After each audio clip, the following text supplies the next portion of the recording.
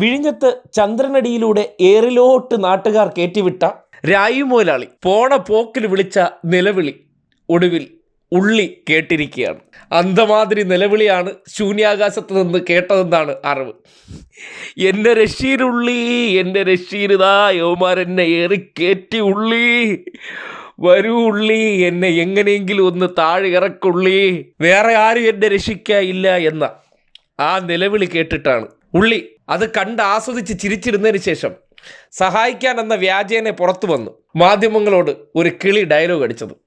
അതായത് കേരളത്തിലെ ഞാൻ ഉൾപ്പെടെയുള്ള BJP സംസ്ഥാന അധ്യക്ഷന്മാരെ ചുമ്മാ ഏറിക്കയറ്റണ പരിപാടി ഇനി നടക്കില്ല എന്നാണ് അദ്ദേഹം ഏറിപ്പോയ പുതിയ പ്രസിഡന്റിനെ നോക്കിയിട്ട് മാധ്യമങ്ങളോട് ശക്തമായ ഭാഷയിൽ പറഞ്ഞത്. അനുസരിച്ച് പ്രധാനമന്ത്രി വരുന്നതിന് ഏതാണ്ട് 1 മണിക്കൂർ മുമ്പ് സദസ്സിലും വേദിയിലുമുള്ള എല്ലാ അതിഥികളും എത്തേണ്ടതാണ്. ഇത് എല്ലാവർക്കും അറിയുന്ന കാര്യമാണ്. അത്രമാത്രമേ ശ്രീ രാജീവ് ചന്ദ്രശേഖർജി ചെയ്തിട്ടുള്ളൂ. രാജീവ് ചന്ദ്രശേഖർജി വന്നിരുന്ന് കുറച്ചു കഴിഞ്ഞപ്പോ അവിടെ ജോൺ ബ്രിട്ടാസ് വന്ന് 3/4 മണിക്കൂർ ഇരുന്നിട്ടുണ്ട്. നിങ്ങൾ ആരും അവരെ ട്രോൾ ചെയ്തില്ലല്ലോ. അവിടെ വിൻസെന്റ് MLA വന്നിരിക്കുന്നത് ഞാൻ കണ്ടു.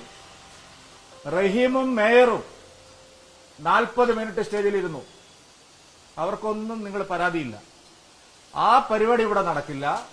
BJPക്ക് ഏത് അധ്യക്ഷൻ വന്നാലും അവരെ ആക്ഷേപിച്ചും കളിയാക്കിയും പരിഹസിച്ചും വായടപ്പിക്കാമെന്നുള്ള ഒരു തന്ത്രമാണ് കുറച്ചു കാലമായിട്ട് ഇവിടെ നടക്കുന്നത്.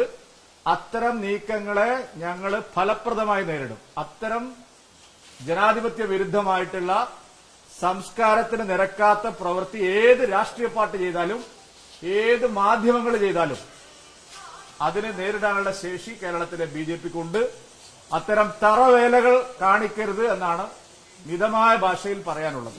ഒരു വശത്ത് മാത്രമാണ് ഇവിടെ സുധാകരൻ എന്തെല്ലാം വിഡ്ഢിത്തങ്ങൾ പറയുന്നു. നിങ്ങൾ ആരെങ്കിലും അയാളെ ട്രോളാറുണ്ടോ?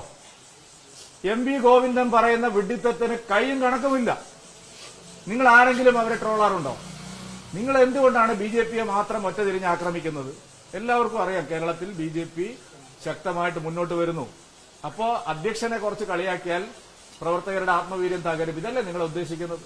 ഇത്രയെങ്കിലും പറഞ്ഞൊപ്പിക്കണ്ടേ? കാര്യം രോഗി ഇച്ഛിച്ചതും ഡോക്ടർ കൽപ്പിച്ചതും ഒരേ സാധനമാണ്. ഞാൻ വല്ലാതെ ആഗ്രഹിച്ചിരുന്നതാണ്. എന്നെ പുകച്ച് പുറത്ത് ചാടിച്ചിട്ട് ആ കസേരക്കയറി സമാധാനമായിട്ട് വാഴാമെന്ന് കരുതിയോ? ഞാൻ ചെയ്ത കൂടോത്രങ്ങൾ ചില്ലറയൊന്നുമല്ല. അമ്പലങ്ങളായ അമ്പലങ്ങളെല്ലാം കയറി ഞാൻ ചെയ്ത കൂടോത്രത്തിൻ്റെ ഫലം താൻ അനുഭവിക്കാതെ പോകുമോ? തുടങ്ങിയിട്ടല്ലേ ഉള്ളൂ. ഇനി എത്ര തവണ ഏറിപ്പോകാൻ കിടക്കുന്നു. അതുകൊണ്ട് പോണ പോക്കിൽ ഞാൻ കൂടെ ഉണ്ട്, അല്ലെങ്കിൽ പുതിയ പ്രസിഡന്റിൻ്റെ അവസ്ഥയിൽ എനിക്ക് ദുഃഖമുണ്ടെന്ന് കാണിക്കാൻ വേണ്ടി അടിച്ച ആ ഡയലോഗ്, ആ പറയുന്ന മുഖഭാവം കാണുമ്പോൾ തന്നെ അറിയാം ഭയങ്കര ആത്മാർത്ഥതയിലുള്ള വാക്കുകളാണതെന്ന്. എന്തായാലും ഏറിപ്പോയ വഴിക്ക് എങ്ങനെയും ചന്ദ്രനടി പ്രസിഡന്റിനെ താഴെ കൊണ്ടുവരാനുള്ള ശ്രമം BJPക്കാർ ആരംഭിച്ചിട്ടുണ്ട്. നാട്ടുകാരെല്ലാം കൂടി തറയിറങ്ങാൻ സമ്മതിക്കാതെ ശൂന്യാകാശത്ത് കസേരയിട്ടിരുത്തിയിരിക്കുന്ന രായു മുതലാളിയുടെ ദൃശ്യം പുറത്തു വരുമ്പോൾ സംഘപരിവാറുകാർ മുതലാളി താഴെ വരാൻ വേണ്ടി കാത്തിരിക്കുകയാണ്. ഞങ്ങളുടെ മുതലാളി പോയേ എന്നുള്ള സങ്കടത്തിൽ. എന്തായാലും ഇപ്പോഴത്തെ ഈ ഏറിക്കയറ്റൽ ഇത് വളരെ പെട്ടെന്ന് താഴെ വരുമെന്ന് തോന്നുന്നില്ല. മിനിമം ഒരാഴ്ചയെങ്കിലും എടുക്കും അവിടെ നിന്ന് താഴേക്ക് വരാൻ. അന്തമാതിരി ഏറിക്കയറ്റലാണ് ഒറ്റ ദിവസം രാത്രി കൊണ്ട് അദ്ദേഹത്തെ കയറ്റിയിരിക്കുന്നത്.